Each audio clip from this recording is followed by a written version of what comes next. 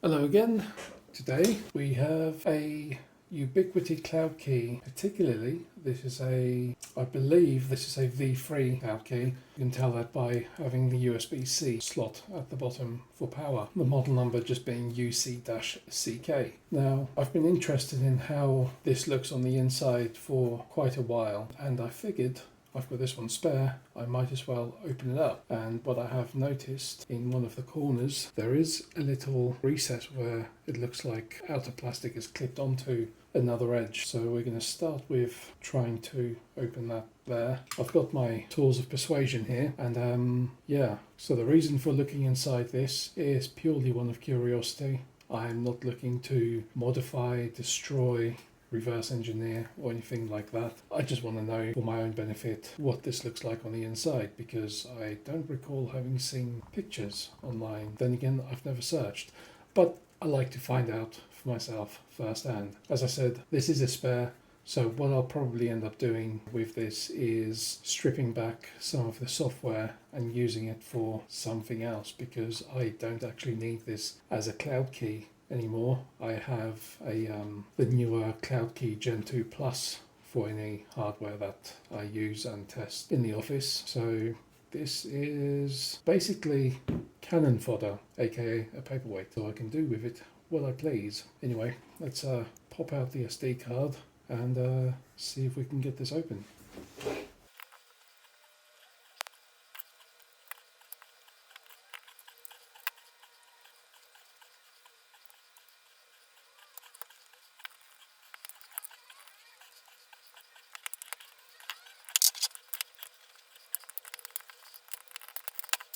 Right, there we have one side off, and this thing really did not want to come off. I don't know if it was partially glued in there. Oh yeah, I can see remnants of some sort of a bonding material, could be like mitre bond or something similar. But needless to say, it basically just partially destroys the case when taking it apart. So now that we've got it open, next phase.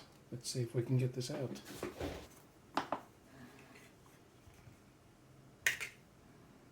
Okay, that was surprisingly easy. So this goop on here, that's some sort of silicon that they've used instead of using screws to mount this heatsink on there. And you can see there's a little thermal pad between the heatsink and what I imagine is the main processor on this board. And there's this great big metal weight on the back that definitely gives the weight to it. That could be some sort of an RF shield. Not sure. Now it seems the only reason that cutout is there is to allow the protrusion from the LED to slide through seamlessly. And interestingly, it has got some sort of an antenna, which from memory I have a feeling this one actually had Bluetooth built in, although there's no reference to any wireless communications. It's pretty uninteresting. So you've got, that looks like the main power inverter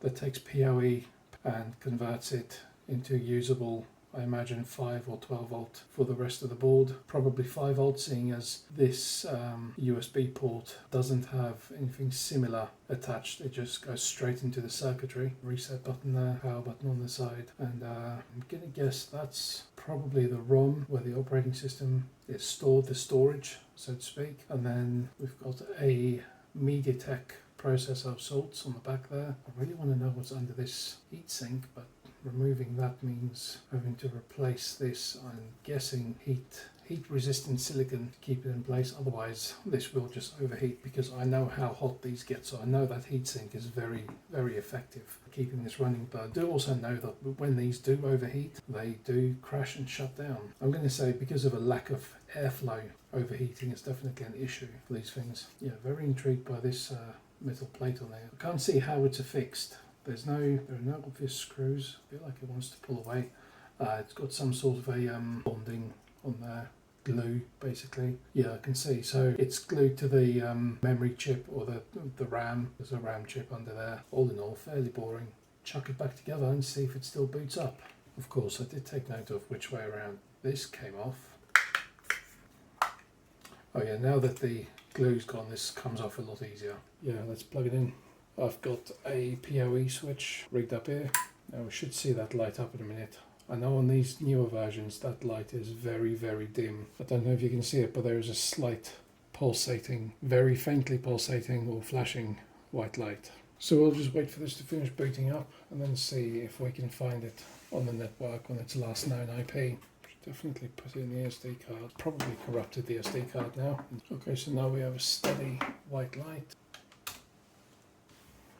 There it is. Still up and running. Still running the Unify software. So the most common thing seems to be when you search for running a custom OS or anything else on Cloudkey that people are running this software called Pi-hole, which I'd never heard about until today. Yeah, basically it does some ad blocking, which is good. But for now, for today, that will do. I've run out of time, so the important thing is it still works. I may have butchered it slightly. Oh well, like I said, it was not going to be used, otherwise it was only going to eventually go in the bin. Be tuning for the next video when I start taking apart the operating system and the software running on the Cloudkey.